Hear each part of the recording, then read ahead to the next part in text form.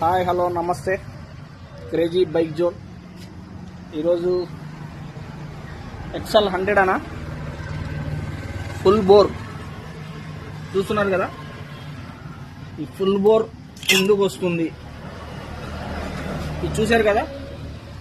లోపల అంతా స్క్రాచెస్, ఈ గీతలు పడడం వలన మనకు బండి అనేది పొగ అనేది ఎక్కువ వస్తుంది. చూశారు కదా, పిస్టిన్ చూస్తే నీట్గా ఎట్లా కనిపిస్తుందో. డ్యామేజ్ ఇక్కడ ఉండదు.